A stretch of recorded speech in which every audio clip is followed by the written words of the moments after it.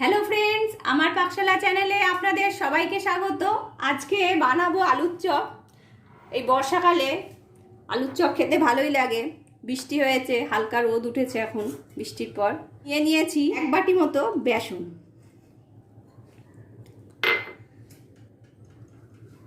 এর মধ্যে দিয়ে দিচ্ছি হাফ বাটি মতো কর্নফ্লাওয়ার, পরিমাণ মতো নুন দিয়ে দিলাম, মিশিয়ে নেব ভালো করে। আর কর্নফ্লাওয়ারটা দিয়েছি, এতে আলুর চপ বা যে কোনো চপ খেতে খুব ভালো হয়। অল্প অল্প জল মিশিয়ে আমি ব্যাটারটা করে নেব। ব্যাটারটা আমি আরও ফেটাবো।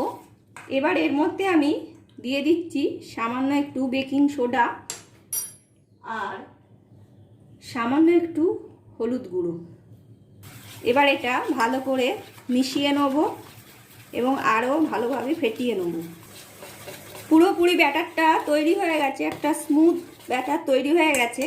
এটা এবার আমি ঢাকা দিয়ে মিনিট 20 রেখে দেবো।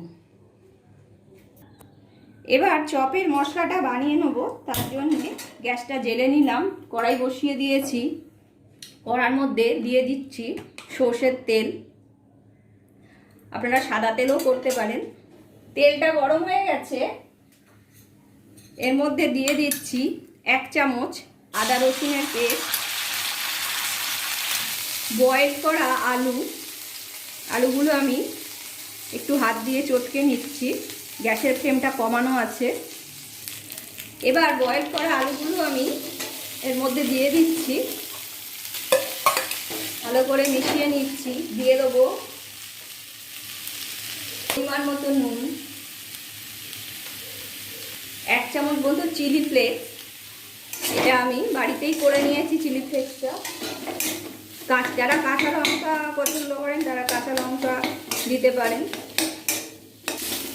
ভালো করে আলুটা স্ম্যাশ করে নেব। আর যারা নিরামিষ চপ খেতে চান তারা রসুনটা দেবেন না, তার পরিবর্তে জিরে গুঁড়ো বা জিরে বাটা দিতে পারেন। গ্যাসটা অফ করার আগে আমি 1 চামচ মতো ভাজা মশলা দিয়ে দিচ্ছি। এবার গ্যাসটা অফ করে দেবো। ভাজা মশলাটা মিশিয়ে নেব ভালোভাবে। এটা পুরোপুরি ঠান্ডা হলেই আমি চপগুলো বানাবো। চপের মশলাটা পুরোপুরি ঠান্ডা হয়ে গেছে, আমি কড়া থেকে নামিয়ে নিয়েছি। এবার আমি ছোট ছোট বলের মতন করে নেব। বলের আকার তৈরি করা হয়ে গেছে। এবার আমি চপের শেপে করে নিচ্ছি।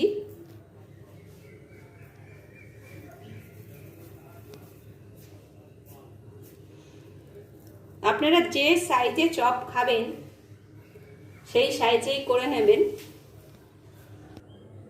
সবকটা শেপ তৈরি হয়ে গেছে।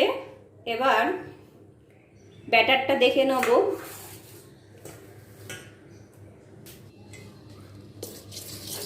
দেখুন ব্যাটারের থিকনেসটা, যত ফেটাবেন তত চপগুলো ভালো হবে। এবার গ্যাস অন করে নিচ্ছি, কড়াই বসিয়ে দিয়েছি। কড়াই গরম হয়ে গেছে। এবার আমি পরিমাণ মতো তেল দিয়ে দিচ্ছি ভাজার জন্য। তেলটা গরম হচ্ছে। এবার আমি এই ব্যাটারের মধ্যে ভালোভাবে ডুবিয়ে নেব। এবার তেলের মধ্যে দিয়ে দেবো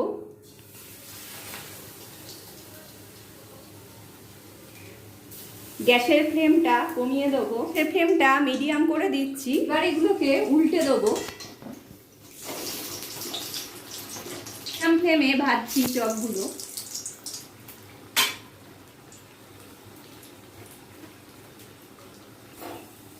চপ পুরোপুরি ভাজা হয়ে গেছে। এবার আমি তুলে নেব। গ্যাসের ফ্লেমটা কমিয়ে দিচ্ছি। এভাবেই সবগুলো ভেজে নেব। আমার সবকটা চপ ভাজা হয়ে গেছে। এবার এটা গরম গরম আমি সার্ভ করব। রেসিপিটা আপনারাও বাড়িতে করুন, সবাইকে খাওয়ান, ভালো লাগলে শেয়ার করুন।